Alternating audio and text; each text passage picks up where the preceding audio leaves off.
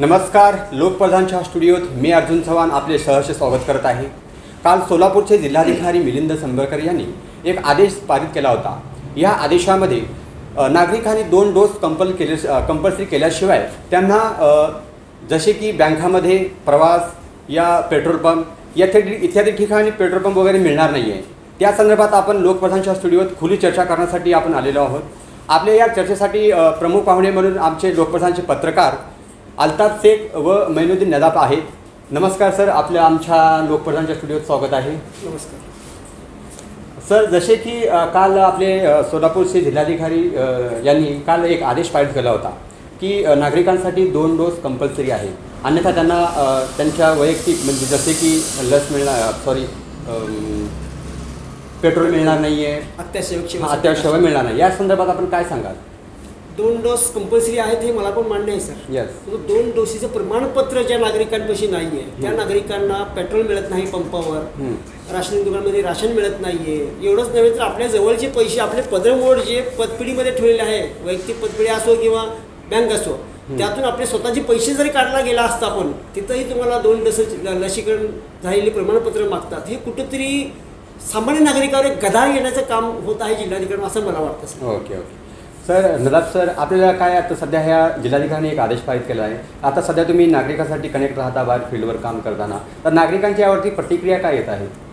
जब से आदेश लागू किया गया है कि 2 वैक्सीन लेने के बाद ही आपको राशन दिया जाएगा, जी, पेट्रोल पंप पर पेट्रोल दिया जाएगा और बैंक में एंट्री दी जाएगी, तो नागरिकों का इस पर पुरजोर विरोध करते हुए इसको नागरिक नजर आ रहे हैं. खास तौर की बात की जाए अगर पेट्रोल पंप की, जब पेट्रोल पंप पर नागरिक पहुंच रहे हैं तो वहाँ उनको बहुत सारी तकलीफ़ों का सामना करना पड़ा. अब नागरिक को ये मालूम नहीं कि वो घर से अपनी कुछ इमरजेंसी काम को लेकर पेट्रोल पंप पर आ रहे हैं पेट्रोल भरने के लिए, लेकिन तब उनको वहाँ पर आप 2 वैक्सीन का सर्टिफिकेट दिखाइए तभी आपको पेट्रोल देगा. ये थोड़ा सा उनके लिए वहाँ पर एक दिल को दहला देने वाला वाक्य वहाँ पर उनके लिए पेश आ रहा है. तो इसका 2 वैक्सीन लेना ही हम सब के लिए सेहत के लिए सही है, लेकिन सरकार इसमें जो जिलाधिकारी है या आयुक्त पीयूष शंकर है, इसमें कुछ तरह के चेंजेस लाए, मुझे ऐसा लगता है. जी. तो आपको खुद की राय क्या है सर, जो आदेश पारित किया है जिलाधिकारी साहब ने, उसकी आपकी पर्सनल राय क्या है? जहाँ तक मेरी पर्सनल राय है ये तो सही है, लेकिन 2 डोज 2 लसीकरण 2 वैक्सीन लेने के बाद ही आपको पेट्रोल दिया जाएगा, बैंक में एंट्री दी जाएगी और राशन दुकानों में राशन दिया जाएगा, ये सरासर थोड़ा मुझे ठीक नहीं लगता. सर जी, आपने दूसरे एक सवाल है आपने के पास. तो अभी जो लोग बाहर से गांव जाते हैं, बाहेर जातात गावाला, जे प्रवास करतात, त्यांच्यासाठी पण आपण जिल्हाधिकाऱ्यांनी हा आदेश लागू केलेला आहे. त्या संदर्भात आपण काय सांगाल? सर, माणसाच्या आयुष्यात सुख आणि दुःख हे नेहमी लागलेलं असतं. एखादं दुःखद घटना कुठं घडली आणि तो प्रवासी म्हणून कुठल्या गावाला चालला असेल तर त्याला त्या ठिकाणी रोखलं जातं.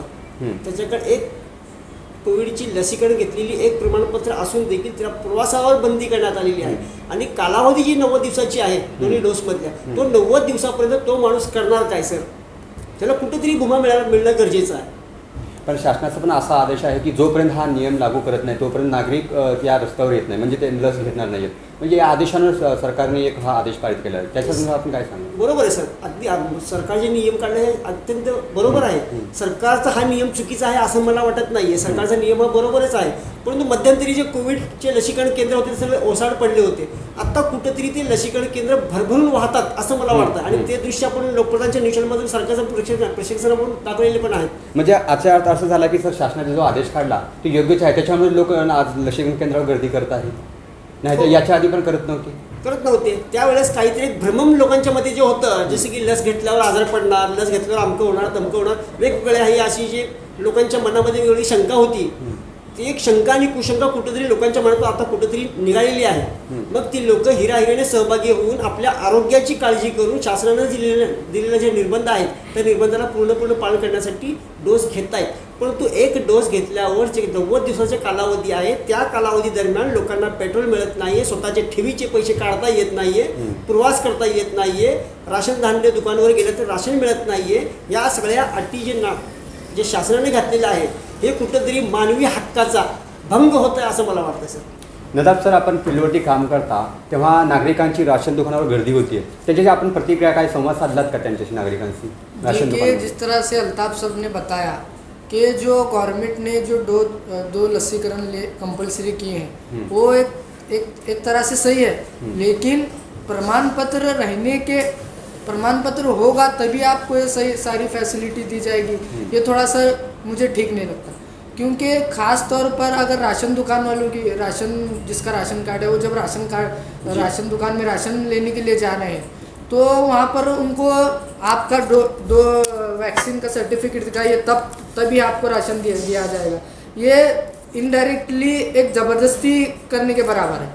जैसा कि बहुत सारे पत्रकारों ने उपायुक्त जो धनराज पांडे हैं उनको कॉल कर पूछा कि आप जो है नागरिकों पर वैक्सीन लेने के लिए ज़बरदस्ती नहीं कर सकते। उन्होंने बताया कि हम ज़बरदस्ती थोड़ी कर रहे हैं, लेकिन वो ज़बरदस्ती नहीं कर रहे, लेकिन ये सारी फैसिलिटी लेने के लिए नागरिकों को डोज लेना कंपलसरी है। क्योंकि अब पेट्रोल पंप पर आप जा रहे हैं, राशन दुकान में जा रहे हैं, बैंक में जा रहे हैं, सर्टिफिकेट नहीं है तो ले ही नहीं सकते। तो इनडायरेक्टली ये थोड़ा सा महानगर पालिका हो, जिलाधिकारी हो या गवर्नमेंट हो, इनडायरेक्टली नागरिकों पर वैक्सीन लेने के लिए ज़बरदस्ती कर रही है। इसी चर्चा नागरिकों में घूम रही है। और जिस तरह से ये जो 2 वैक्सीन इसमें क्या हो रहा है, आपके पास अभी जो गवर्नमेंट और नागरिकों के बीच में जो वैक्सीन को लेकर जो मिसअंडरस्टैंडिंग है, जो गलतफहमी है, वो सबसे पहले गवर्नमेंट को यहाँ पर दूर करने की ज़रूरत है। क्योंकि अब मुझे वैक्सीन लेनी है तो मेरे दिल में ये ख्याल है कि वैक्सीन लेने से कुछ प्रॉब्लम होगा आने वाले दिनों में, इन फ्यूचर मुझे कुछ मेरे जो सेहत को जो है कुछ प्रॉब्लम होगा। इसी मिसअंडरस्टैंडिंग, गलतफहमी नागरिकों में घूम रही है कि वैक्सीन लेने से फला नुकसान होगा, ये सबसे पहले गवर्नमेंट को दूर करने की ज़रूरत है। सर, अभी अल्ताफ सर ने बताया कि नागरिकों की वो जो समस्या थी लस लेने से मेरा ऐसा होगा वैसा होगा, तो सर वो सर भी फील्ड पे काम कर रहे हैं तो उन्होंने बता रहे हैं कि नागरिकों की ये समस्या अभी ख़त्म हो गई है, तो खुले दिल से आके वो लस ले रहे हैं। नहीं, मुझे तो नहीं लगता कि नागरिक खुले दिल से ले रहे हैं। अब इसमें बात पॉइंट की ये भी है कि कुछ नागरिक लस नहीं ले रहे तो गलत तरीके से बोगस सर्टिफिकेट का इस्तेमाल नागरिक यहाँ पर कर रहे हैं। तो गवर्नमेंट जिस तरह से 2 वैक्सीन को लेकर मुहिम चला रही है तो गवर्नमेंट को, महानगर पालिका हो, जिलाधिकारी कार्यालय, उनको ये भी देखना चाहिए कि नागरिक इसका गलत शिकार हो रहे हैं। कुछ जो लोग हो रहे हैं, व्यक्ति जो है बोगस सर्टिफिकेट के बिजनेस को भी शोलापुर शहर में चला रहे हैं कि 200 रुपये में, 300 रुपये में बोगस सर्टिफिकेट बना कर दे रहे हैं। तो ये कंपलसरी कराने की वजह से मुझे तो नहीं लगता कि ये आदेश हो या ये ठीक है। सर, इस जो अभी नदाब सर ने बताया कि आप शोलापुर शहर में बोगस प्रमाण पत्र का ये सिलसिला चल रहा है, उसके बारे में प्रतिबंध लगने के लिए आप क्या गव्हर्नमेंट उपाय करना चाहिए? मग त्यासाठी महापालिका असो किंवा आरोग्य खातं असो, जातीने चौकशी करून संबंधित व्यक्तींवर, जो व्यक्ती बोगस सर्टिफिकेट बनवून दिला आणि जो व्यक्ती लस न घेता प्रमाणपत्र स्वीकारला, अशा दोघांवरही देशद्रोहाचा गुन्हा दाखल होणं गरजेचं आहे। कारण ही जी माणसं आहेत, जे व्यक्ती लस न घेता प्रमाणपत्र मिळवलेले आहेत, चिरीमिरी घेऊन जे लोक प्रमाणपत्र मिळवून दिलेली आहेत, हे दोघंही हे देशासाठी एक मोठा धोका निर्माण करणारी व्यक्ती आहेत। म्हणजे हाच माणूस, एखादा व्यक्ती म्हणजे त्याच्यावर गुन्हा दाखल व्हायला पाहिजे आणि हा जिवंत बॉम्ब आहे समाजासाठी, कधीही कुठेही फुटू शकतात। ते कुटुंबात असो, परिवारात असो किंवा समाजामध्ये कुठेही, नागरिकांसाठी एक धोकाच आहे, तो धोकाच आहे। सर, आता एक दुसरी गोष्ट आहे, आता बरेचसे नागरिक लस घेतात पण त्यांना सर्टिफिकेट कसं डाउनलोड करायला पाहिजे, कुठून करायला पाहिजे ही प्रोसेस त्यांना माहिती नसत शक्यतो, त्याच्यामुळे त्यांना बऱ्याचशा अडचणींना बाहेर सामोरं जावं लागतं। त्याची थोडक्यात आमच्या प्रेक्षकांना माहिती द्या। सर, याच्या आधीही आपण माहिती दिली होती आपल्या चर्चासत्रामध्ये, मागील 2-4 दिवसाआधी चर्चासत्र झाली होती आपली, त्यामध्ये आपण ही माहिती दिली होती। तर अजून पुन्हा एकदा मी त्यांना ती माहिती देतो। ज्यावेळेस आपण लसीकरण केंद्रावर जाऊन लस घेतो, आपण जे मोबाईल नंबर त्यांच्याकडे रजिस्टरसाठी दिलं, त्या नंबरवर एक OTP येते, त्याच नंबरवर लसीकरण सक्सेस झाल्यावर एक लिंक येते, ते लिंक ओपन करून तुम्ही रजिस्टर दिलेला मोबाईल नंबर टाकून त्यावर OTP आलेली ती OTP टाकून त्याची तुम्ही प्रिंट आउट काढू शकता। म्हणजे लस घेतल्यापासून किती कालावधीमध्ये भेटू शकतं सर्टिफिकेट? ते ऑनलाईन प्रणाली आहे साहेब, 5 मिनिटात जरी होतोय, 1 दिवसही पूर्ण जाऊ शकतो त्याला। ऑनलाईन प्रणाली असल्यामुळे थोडंफार मागं पुढे वेळ होतो, पण तो मोबाईलवर मिळते ती। ठीक आहे, मग नदाब सर, एकंदरीत आपल्या सोलापूर नागरिकांची काय आहे प्रतिक्रिया या आदेशाबद्दल? जिल्हाधिकाऱ्यांच्या, म्हणजे हे किती दिवस चालणार आहे हे आदेश? देखिए, जब से कोविड आई महामारी, कोरोना वायरस ने थैमान मचाया, तो तब से लेकर जिलाधिकारी मिलिंद शंबरकर हो, आयुक्त पी शिवशंकर हो, जितने भी आदेश काढ़े उसका सबका पालन आज तक नागरिक करते हैं। जी। जिस तरह से लॉकडाउन 3 महीने का कड़क जो लॉकडाउन किया गया था, उसमें लोगों की आर्थिक परिस्थिति बहुत ख़राब थी। लोगों के सामने ये बहुत बड़ा सवाल पैदा हो रहा था जी, कि जी। खाएंगे क्या और पिएंगे कैसे। तो इस तरह से बहुत सारी तकलीफ़ें आज तक नागरिकों को हुई है।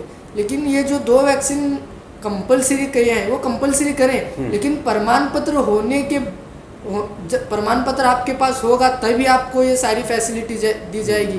ये बार बार मेरा जवाब आप मुझे पूछिए, बार बार मेरा जवाब आपको यही रहेगा कि ये थोड़ा गवर्नमेंट इसमें कुछ तरह के चेंजेस। सर, एक क्वेश्चन पूछ। अब उसमें सवाल ऐसा है कि अभी मैंने एक वैक्सीन ली है, तो एक वैक्सीन लेने के बाद मुझे ड्यूरेशन है 84 डेज की, जी। उसके बाद मैं वैक्सीन लूँगा। अब मैं एक वैक्सीन लिया हूँ, जब मैं पेट्रोल पंप पर जाता हूँ पेट्रोल भरने के लिए, तो मुझे पेट्रोल क्यों नहीं दिया जा रहा वहाँ पर? अभी तो मेरे पास 84 डे बाकी है, उसके बाद मुझे वैक्सीन लेना है, तो तब मैं क्या करूँ? तो मेरे जब खुद को समझ में नहीं आया। तो ये सवाल जो सब में बड़ा सवाल है, ये नागरिकों में घूम रहा है। इस पर जो वरिष्ठ अधिकारी हैं, जो जिलाधिकारी कार्यालय में हो जी, जी। या कारपोरेशन कार्यालय में, इस पर सोचना बैठ चाहिए। कर नियोजन कर एक ऐसा पर्याय करें जो नागरिकों को सहमत हो, जो नागरिक इससे सहमत हो। सर, अभी ये जो पारित आदेश किया है, लागू किया है, वो फिलहाल अभी बंद करना है या कंटिन्यू करना है? कुछ आपकी राय क्या है इसमें? ताबडतोब हे नियम बंद करणं असं मला वाटतं सर, कारण सामान्य नागरिकाच्या संसारावर कुठेतरी कुऱ्हाड पाडण्याचं काम हे शासन करत आहे सर। ओके. आता आमचे महिनुद्दीन नदाब सरांनी सांगितलं होतं की मागच्या काही कोरोनाच्या अनेक नियम जे शासन नागरिकांना लादत आले, सगळे नागरिकांना सहकुशीने ते पूर्ण नियमाची पालन केले सर। आता कुठेतरी लॉकडाऊन संपल्यावर आपापल्या संसाराचा गाडा कुठेतरी व्यवस्थितरित्या चालू असल्या आणि त्यात जर हा दोन्ही डोस असल्याशिवाय पेट्रोल नाही, भाजी मतलब राशन दुकान नाही, हे जे फॅसिलिटी वैयक्तिक जरित्या जे फॅसिलिटी त्यांना मिळाल्या आहेत ते मिळत नाहीत कुठेतरी, मग ह्या सगळ्या बाबींवर लक्ष देता सामान्य माणसाच्या संसारावर कुऱ्हाड पडण्याची दाट शक्यता आहे सर। नदाब सर, काय संदेश द्याल आमच्या नागरिकांना? नागरिकों को मेरा संदेश यही रहेगा, जो गवर्नमेंट ने ये निर्णय लिया है, इस ज़्यादा से ज़्यादा जो वैक्सीन की मुहिम को गवर्नमेंट चला रही है उसमें ज़्यादा से ज़्यादा सहभागी हों, उसमें हिस्सा लें, यही निर्णय है। क्योंकि ये अपने व्यक्ति के लिए एक पर्सनल अपने इसके लिए गवर्नमेंट ये मुहिम चला रही है, तो ज़्यादा से ज़्यादा जो गवर्नमेंट नियम दे रहे हैं उसका पालन करें, यही मेरी नागरिकों को। सर, आपकी क्या राय है इस पे? दोन्ही लस घेणं हे गरजेचं आहे, जी. कारण दोन्ही लस घेतल्यावर आपली प्रतिकारशक्ती ही वाढणार आहे जी, जी. 100%। जी. आणि शासनाने जे नियम आपल्याला पारित केलेला आहे ते नियमाची पूर्णतः त्याचं पालन करणं हा आपलं कर्तव्यच आहे। मग त्यासाठी हे कुठंतरी जे 84-90 दिवसाचा एक कालावधी आहे, त्या कालावधीमध्ये कुठेतरी शासनानं जनतेची जी समस्या आहे त्यावर विचार करून एक चांगला उपाययोजना करावं अशीच माझी इच्छा आहे। बहुत अच्छा पॉइंट उन्होंने कहा कि जो नागरिकों में ये बहुत बड़ा सवाल घूम रहा है, नागरिक इससे परेशान है कि एक वैक्सीन लेने के बाद जो ड्यूरेशन बाकी है, तो ड्यूरेशन बाकी रहने के बाद उनको बैंक में एंट्री नहीं दी जा रही, पेट्रोल नहीं दिया जा रहा। तो हमारे चैनल के माध्यम से मैं प्रशासन हो, जिलाधिकारी मिलिंद शंबरकर हो, आयुक्त पी शिवशंकर हो, वो वरिष्ठ अधिकारी एक बैठे और बैठ कर निवेदन करें और नागरिकों की जो समस्या है उसको हल करने की कोशिश करें। शुक्रिया सर, हमारे लोक प्रधान में चैनल में ही आए आप दोनों, इसलिए आपके मन से दिल से आभारी हूँ, धन्यवाद। तसे आपण बघितलं असाल आज आपल्या स्टुडिओत या जिल्हाधिकाऱ्यांनी जो आदेश पारित केला होता याबद्दल लोकप्रधान स्टुडिओत आपण खुली चर्चा केलेली आहे।